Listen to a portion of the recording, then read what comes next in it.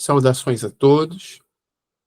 Estamos começando mais um dos estudos comparativos entre o pensamento de Sócrates e Platão com as ideias cristãs e o espiritismo. Este é o terceiro da série, promovido pelo Centro Espírita Virtual GEPET, RJ, usando como texto base o item 4 do prefácio do Evangelho segundo o Espiritismo. Sócrates e Platão, precursores da ideia cristã e do Espiritismo. Tirado do Evangelho segundo o Espiritismo, item 4. Aqui uma visão de conjunto para consolidar o que nós já fizemos e o que falta fazer. No primeiro encontro, no primeiro estudo, foi destacado um comentário de Kardec, onde ele observa que grandes ideias jamais irrompem de súbito. E aí ele fala dos precursores. Não foi só João Batista o único precursor do Cristo.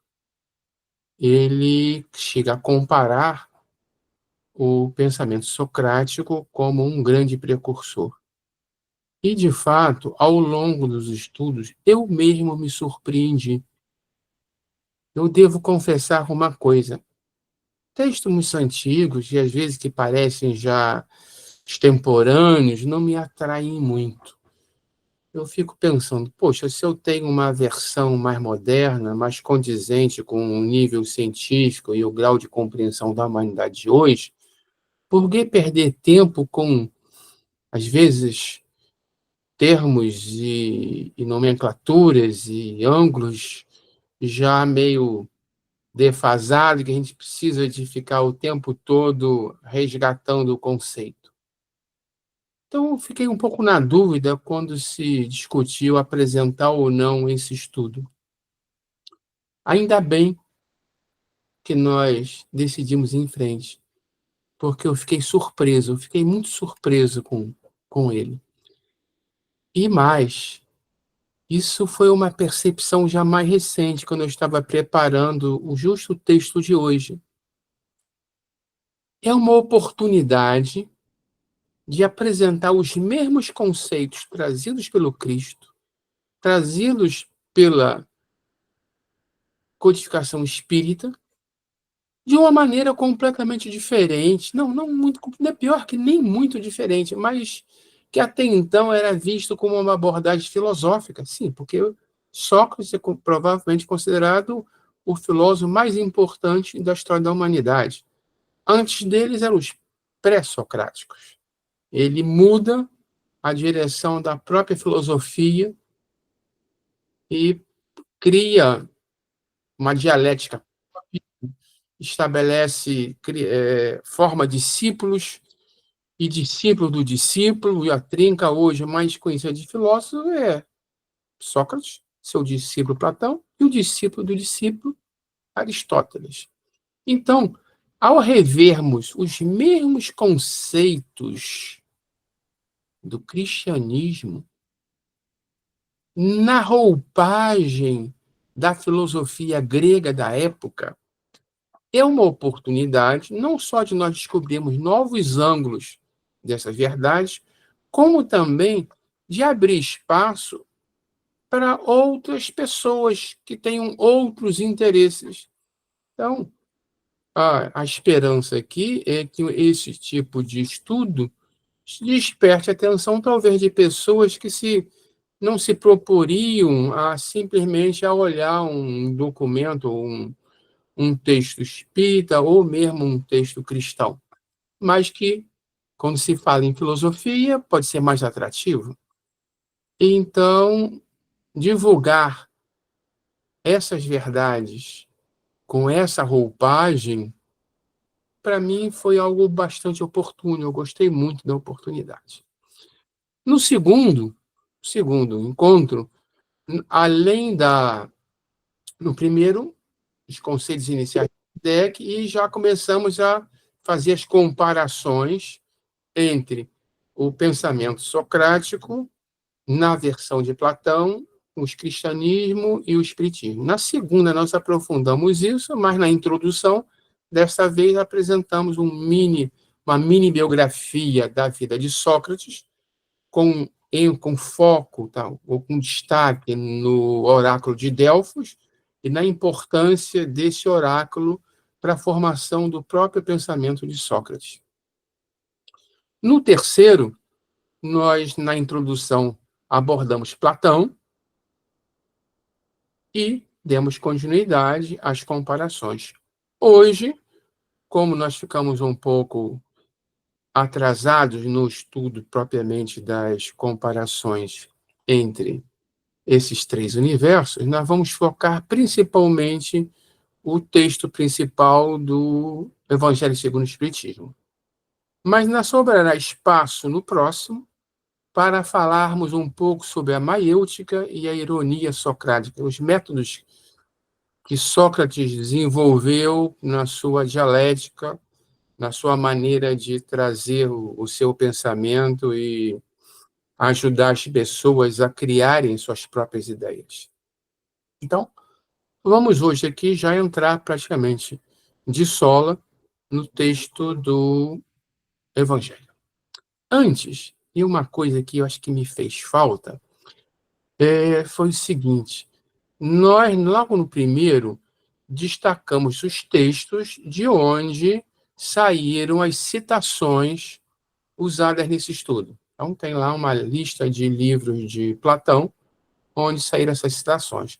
Mas, pelo menos, os que já foram estudados até agora, e os de hoje, há um destaque para o Fédon. E vale a pena entender esse contexto aqui em Fédon, porque nós vamos ver que tem tudo a ver com a visão espírita, e tem um motivo para isso. É claro que Sócrates não escreveu nada. Em Fédon, Platão imagina um diálogo onde um discípulo presente no evento da morte de Sócrates é questionado por um amigo sobre o que aconteceu, como foi isso. E ele descreve. É um diálogo onde é descrito os acontecimentos da morte de Sócrates, envenenado por cicuta. E o que se vê, basicamente, é um discurso de Sócrates. Sócrates vai dar aqui a sua última aula aos seus discípulos. Esse quadro ele é interessante, ele é um quadro famoso, ele é bem ilustrativo daquele momento. Ele está preso. A única diferença aqui é que isso não é uma prisão construída, era uma gruta fechada, trancada, é uma prisão na rocha. Momentos antes, ele havia mandado discípulos dele levarem a sua esposa, Xantipa, e o seu filho menor embora, porque ela estava tendo uma crise nervosa. Ela não estava em condições de assistir a passagem de Sócrates. Então, ela é retirada, ela está indo embora. Outro destaque do pintor é o carrasco aqui todo envergonhado, entregando a taça de cicuta para Sócrates tomar. E Sócrates, em pleno discurso, aqui empolgadão, quase que feliz e animado, e os seus discípulos em desespero com a perda do mestre. Então, é bem ilustrativo do clima. O clima era esse, um Sócrates um pouco animado, aproveitando seus últimos minutos para passar a sua visão do quê? Da imortalidade da alma. Então, esse texto do Fédon, basicamente, é Sócrates falando sobre a imortalidade da alma, o que existe, e que existe vida após a morte, que a alma continuará existindo. Então, ele começa a falar aqui, apenas através de raciocínios lógicos, da sua lógica socrática, o que ele esperava que fosse a morte e o que viria depois. O que eu achei curioso é que nós temos aqui do lado esquerdo, um sepultamento clássico. Um sacerdote fazendo um sermão para os entes queridos da pessoa que está sendo sepultada, do corpo da pessoa que está sendo sepultada. Normalmente um discurso elogioso, religioso, etc. E aqui é o próprio Sócrates. É o próprio só discursando em seu leito de morte. E não um religioso, mas tem alguma uma analogia até irônica aqui dentro da dialética socrática. Então, vamos lá. Pensando nisso, tendo esse quadro em mente, vamos agora para o item 7 do resumo da doutrina de Sócrates e Platão, frente ao ideal cristão e espírita. E no item 7, Sócrates, no livro Fédon, uma síntese aqui, ele não são extratos literais, alguns são, outros não. Ele tenta sintetizar um capítulo inteiro. O que Sócrates estava dizendo nesse capítulo? O que palavras Platão pôs na boca de Sócrates sobre a imortalidade da alma? Então, a preocupação constante do filósofo, tal como compreendiam Sócrates e Platão, né, como eles compreendiam que deveria ser a preocupação do filósofo, é de tomar o maior cuidado com a alma, pelo menos durante essa vida, que não dura mais do que um instante, tendo em vista a eternidade. Então, o filósofo está preocupado com a alma e não com a vida que ela está tendo nesse momento, porque isso é um instante frente à eternidade. Desde que a alma é imortal, então, não será prudente viver visando a eternidade? Essa frase aqui, ela é sensacional. Desde que a alma é imortal, não será prudente viver visando a eternidade? Quem é que faz isso? Muito difícil. Os avatares fazem isso. Jesus fez isso. Jesus nos alertava contra a ilusão do mundo de Mamon. Ele vivia os valores do espírito, ele vivia na eternidade, não para aquele corpo, para aquele momento ali passageiro em sua história maior. Aí vem Kardec e diz: o cristianismo e o espiritismo ensinam a mesma coisa. Sim, o cristianismo e o espiritismo falam da imortalidade da alma, que a vida continua, que esse momento é efêmero e que nós temos que pensar no quê? Na morada do Pai. Jesus vivia pregando a morada do Pai. Ele não falava no céu, né?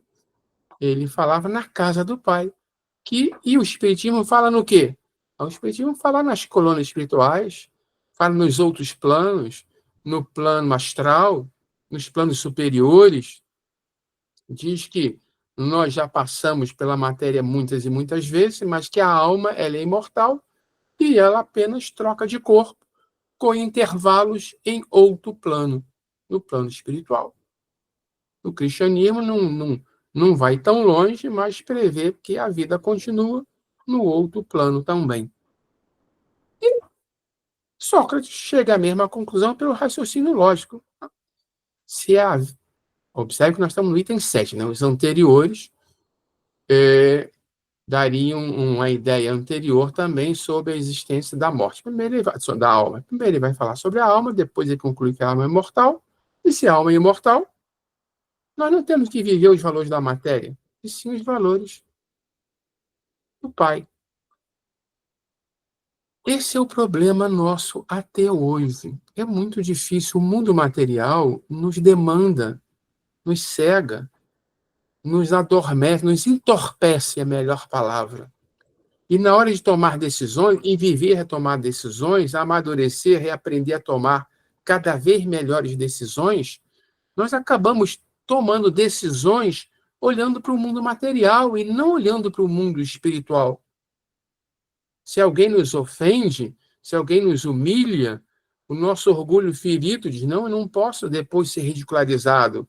Eu sou uma pessoa importante, eu sou um chefe, eu sou isso e aquilo. Como alguém me expõe desta maneira? E eu tomo providências para revidar, para pisar nessa pessoa, para mostrar que eu sou mais forte, que eu sou melhor. Quando, do ponto de vista da eternidade, eu estou desperdiçando uma oportunidade de exercitar a minha humildade.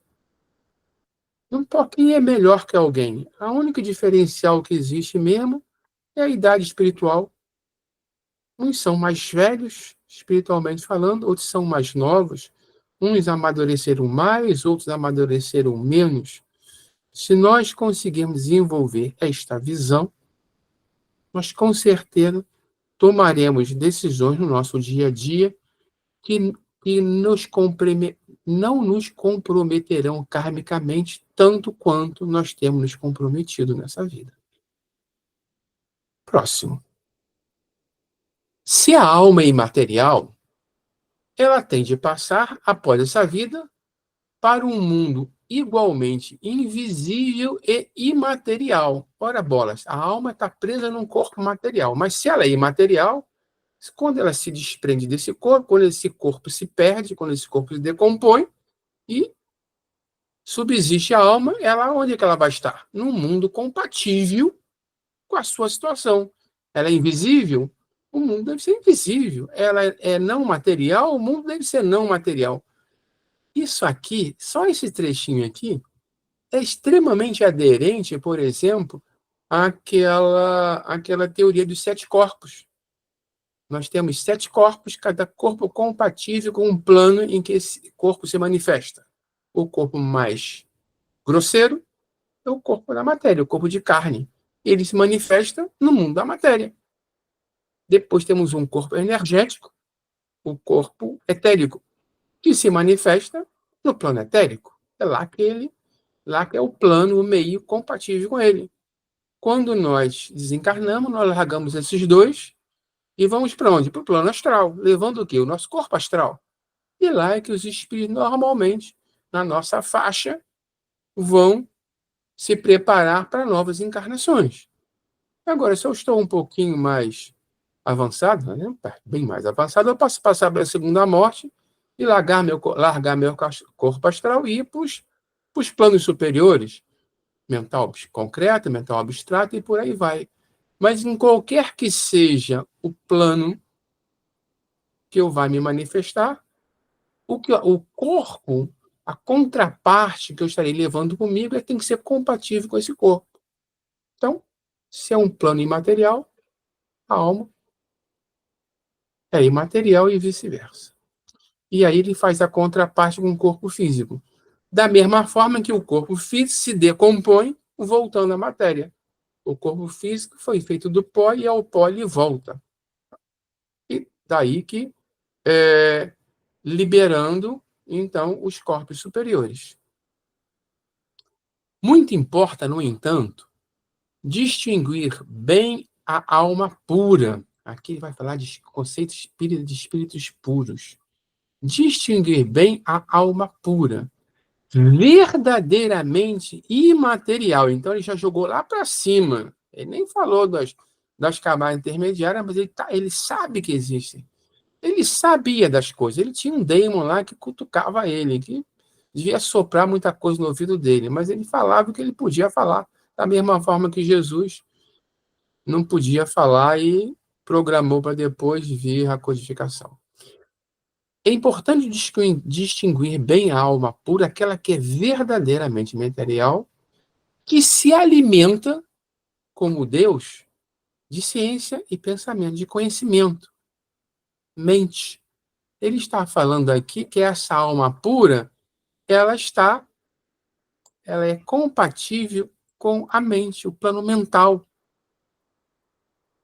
E da alma mais ou menos maculada de impureza. A alma pura, que está vivendo no plano mental, se alimenta de pensamentos, do conhecimento, de coisas superiores, de energia que a gente não consegue ainda conhecer bem. Esta alma pura, das almas mais ou menos maculada de impurezas materiais. E aí está falando de nós mesmos. Nós sabemos que quando se dá a morte do corpo físico, dependendo da quantidade de impurezas que estão aderidas ao nosso corpo invisível, nós vamos parar em lugares diferentes. Aqueles que estão muito contaminados ficam pesados e descem para as regiões inferiores do plano invisível. Estou todo sujo dos resíduos das energias negativas que eu manipulei. Estou lameado e eu vou para a lama. Não, eu estou bem melhorzinho, eu já consegui passar essa existência contaminando pouco o meu corpo invisível e agora eu consigo ascender para planos superiores. E essas impurezas que a impedem de elevar-se para o divino e a retém nos lugares de sua estada na Terra. Essa frase aqui é totalmente espiritualista. Define exatamente o destino, o nosso destino ao nos desligarmos do corpo de carne. Se nós estamos maculados de impurezas grosseiras do plano material, nós descemos para as regiões inferiores do mundo invisível. Caso contrário, nós nos elevamos. Depende daquilo que está em nós. Se nós conseguimos nos impregnar de luz, nós vamos para os planos luminosos. Se nós estamos cobertos de lama das nossas imperfeições, dos nossos pecados, nós caímos. Então, perfeitamente definido em Fedro o que Sócrates imaginava que aconteceria no momento do desligamento do corpo físico. Não poderia ser mais preciso. Ainda digo mais, mesmo algumas visões espiritualistas não muito precisas, não conseguem ter essa percepção aqui. Para demonstrar que isso aqui é compatível com o espiritismo, Kardec cita a segunda parte de Céu e Inferno. Ora bolas, a segunda parte de Céu e Inferno é a parte em que ele entrevista desencarnados. Ele faz a atração de espíritos em vários graus evolutivos. Espíritos felizes, espíritos medianos, espíritos sofredores, e entrevista esses espíritos para saber do estado deles. E é justamente isso que ele verifica. Aqueles espíritos que não zelaram pelo seu lado espiritual, aqueles espíritos mais comprometidos com as leis divinas, eles estão em sofrimento lá embaixo no umbral. Aqueles que, ao contrário, se preocuparam em se impregnar da luz dos ensinamentos do Cristo, são os ditos espíritos felizes. Vamos para o próximo. 9. Se a morte fosse a dissolução completa do homem, agora é aquela imagem do morreu, acabou. Ele vai contrapor esse argumento. Muito ganhariam com a morte os maus. Olha, que estranho. Por que vai ganhar com a morte? Claro. Esses é que foram espertos. Eles gozaram na vida da matéria. Não importa as custas do que ou de quem.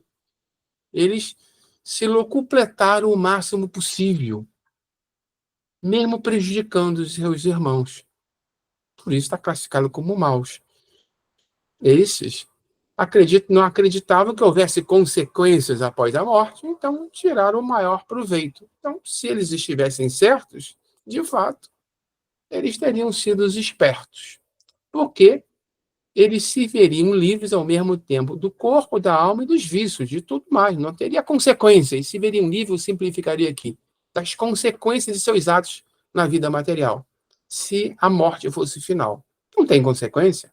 Podemos fazer o que quisermos. Aquele que, ao contrário, se preocupa em guarnecer a alma, não de ornamentos estranhos, mas com os que lhe são próprios, vamos voltar para cá, essa imagem aqui de novo mostra. Esses que estão subindo impregnaram o seu espírito do quê? De luz. Luz aqui naquele sentido bem superior mesmo. Isso é compatível com o que Deus espera para nós. Esses podem aguardar tranquilamente a hora de sua partida para outro mundo. Tranquilamente, por quê? Porque quem está coberto de luz sobe. Os maus descem. Então, para esse aqui, se a gente pensar que, de fato, tem pessoas em grande sofrimento, em consequência pura e simples do que fizeram a si mesmo, não foi uma boa para essas pessoas que apostaram que não haveriam nada após, né, esse tipo de aposta.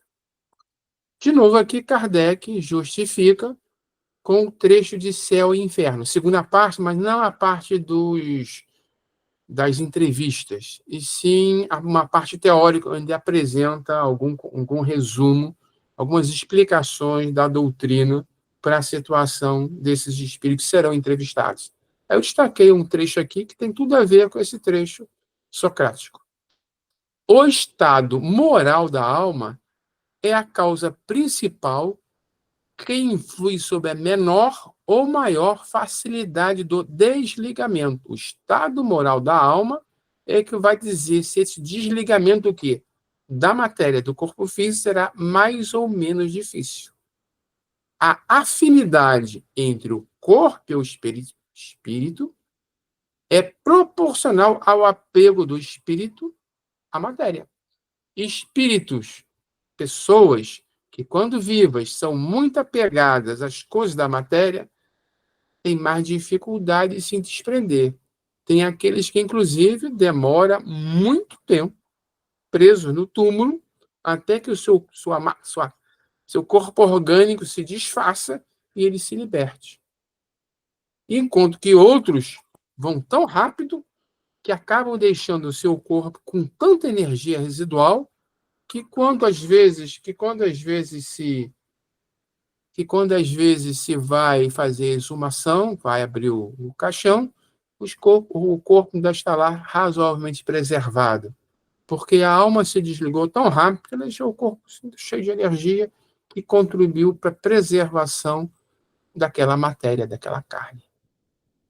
E é mínimo, agora eu vou falar da alma pura, exatamente esse aqui, é mínimo entre aqueles que têm uma alma pura, identificada por antecipação à vida espiritual.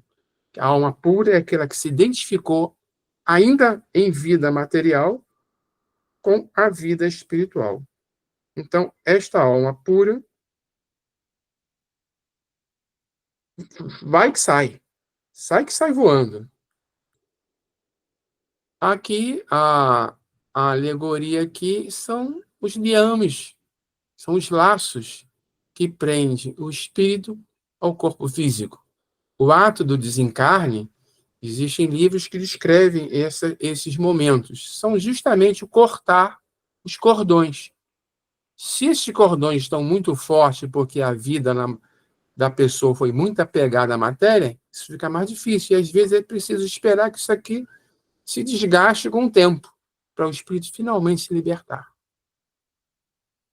De novo, Sócrates estava dizendo a mesma coisa 2.400 anos atrás, 2.300 anos antes da codificação, 300 anos antes do Cristo.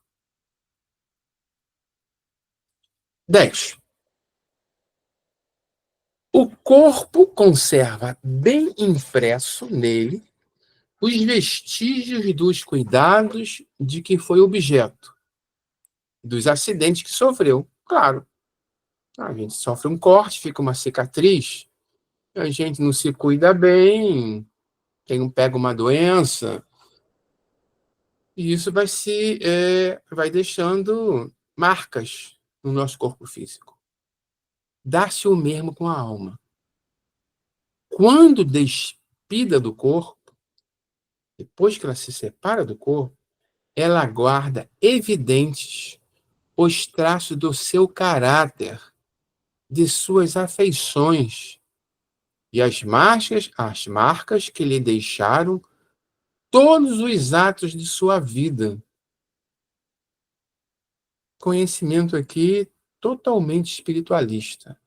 Nós sabemos que no astral não adianta querer mentir, porque aqueles irmãos que estão um pouquinho mais desenvolvidos que nós vão ler nossos pensamentos, eles olham para os traços de quê? Eles olham para a nossa aura, está tudo impregnado na nossa aura. A alma despida do corpo, ela vai levar a emanações do que ela é. Esses traços do seu caráter são as emanações. Podemos interpretar isso aqui até mesmo como sendo a aura, que é visível para os desencarnados que já conseguem ver um pouco além e que mostram exatamente o caráter da pessoa. Tem um trecho de André Luiz em que ele vai visitar uma família, tem uma família reunida numa mesa chamada de refeição, e tem uma mulher linda, linda, corpo físico. Aí o instrutor dele manda ele olhar ela em corpo astral. E ele vê que é o oposto. Tá?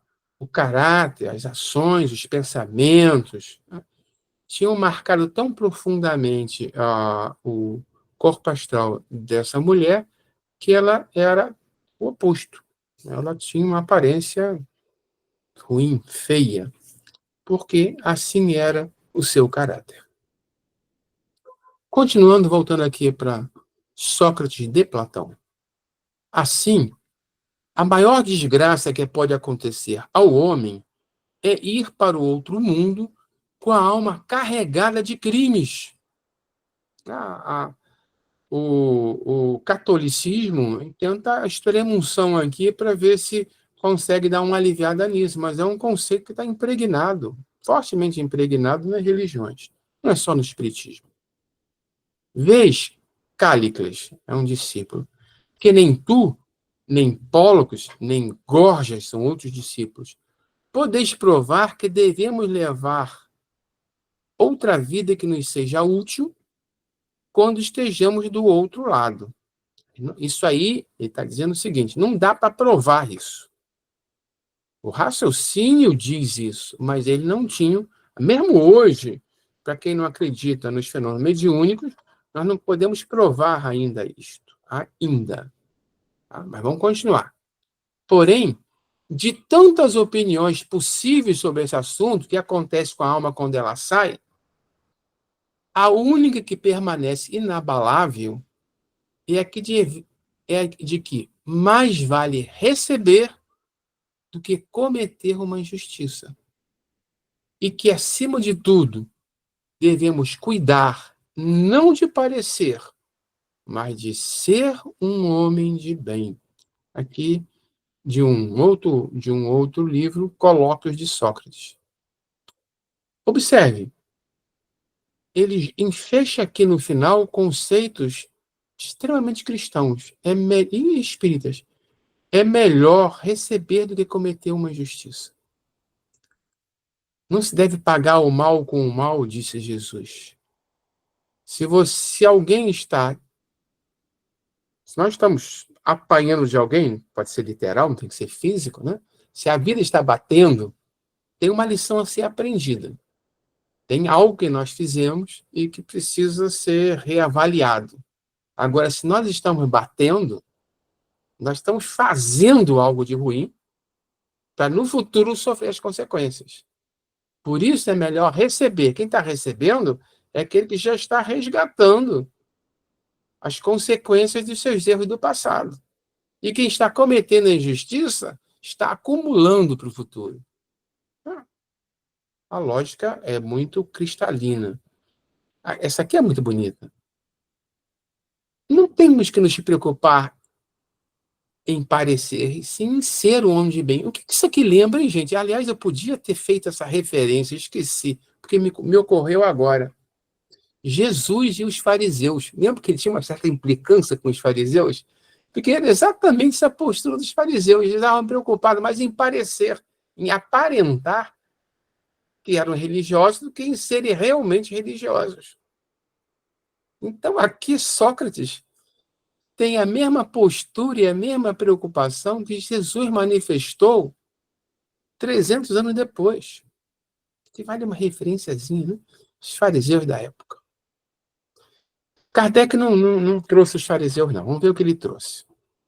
O mesmo pensamento exprimiu Jesus usando desta figura. Se alguém lhe bater numa face, apresentai a outra. Claro que isso não era literal, né? Jesus não estava falando literalmente. E aqui ele faz referência, lembrando que esse texto está no Evangelho segundo o Espiritismo, ele vai fazer referência ao próprio Evangelho segundo o Espiritismo, onde está dito lá, não se deve pagar o mal com o mal, O homem deve aceitar com humildade tudo que seja de molde a lhe abater o orgulho, que são palavras de Kardec, é um texto de Kardec no Evangelho. O homem deve aceitar com humildade tudo que seja de molde a lhe abater o orgulho. E maior glória lhe advém de ser ofendido do que de ofender. Se eu estou sendo ofendido, eu estou passando por um teste de humildade ou de orgulho, e se eu consigo ser aprovado nesse teste, isso é a glória. Não, a glória não é levantar e partir para cima. A glória é justamente, tá bom, o cara não sabe de nada, deixa ele. Ai, xinga à vontade, não tem problema não. São 8h33, podemos ir mais uma. De duas, uma. Ou a morte é uma destruição absoluta, ou é a passagem da alma para outro lugar. Aqui, de novo, o raciocínio lógico dele. Lembra que nós estamos falando de filosofia. Não é uma mensagem trazida, não é uma revelação. Ele não está aqui dizendo nem mesmo que o daimon dele tá ditando para ele essas palavras. Então, raciocínio lógico.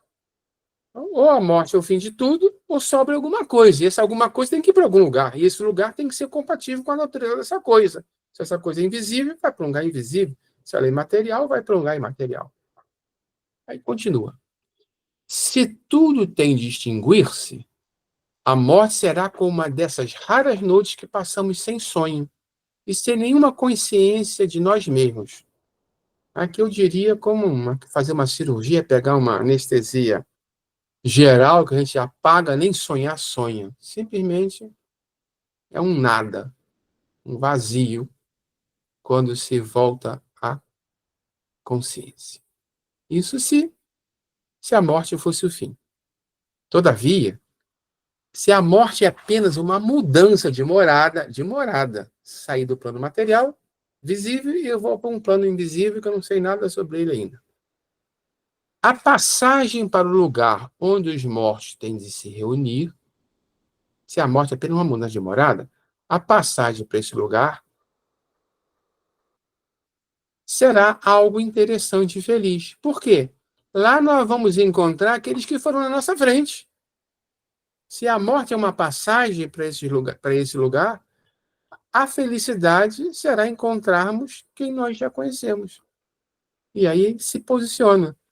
O meu maior prazer seria examinar de perto os habitantes dessa outra morada e de distinguir lá, como aqui, os que são dignos dos que julgam assim e não são. Ele aqui está sendo meio cruel aqui. Ele está acostumado na vida material, né, cercado de gente que até o venera mesmo, os seus discípulos, e aqueles que o respeitam, e aqueles que os detratam, aqueles que o sentenciam à morte, e aqueles que o ridicularizam. E ele acostumou a lidar com essas pessoas e a distingui-las, etc. Ele já está pensando aqui o seguinte: como é que vai ser do outro lado? Bom, todos morrem, todos vão para lá, eu vou encontrar com essas pessoas, e aí? Vai ser mais fácil? Se eu estou certo, vai ser fácil de ver aqueles que não são dignos daqueles que foram dignos. Só que ele está aqui já, o tempo dele acabou. Ah, não, não, não, não. Esse texto aqui é na defesa dele. O tempo acabou sim, mas é a defesa dele. Aqui ele está falando no julgamento para os juízes. Ele está falando para os seus juízes. E o tempo dele já acabado. No entanto, é tempo de nos separarmos. Eu para morrer, vós para viverdes. Vocês ficam e eu me vou. Mas, se eu tiver certo, a morte é uma mudança. E nós vamos nos encontrar lá. E aí nós vamos ver quem está certo. Vamos traduzir isso aqui? Ele está dizendo isso. A gente vai se encontrar e depois, vamos ver quem está certo. Se sou eu que estou sendo julgado e condenado, ou se são vocês que estão me julgando e me condenando. Porque não tem duas possibilidades. Ou é o nada, ou tem algo à nossa espera, de todos nós. Agora, Kardec, discorrendo sobre isso. Segundo Sócrates, os que viveram na Terra se encontram após a morte e se reconhecem. Morto o espiritismo, que continua as relações que entre eles se estabeleceram. As relações continuam. De amor, de ódio, de amizade, a morte não acaba com isso.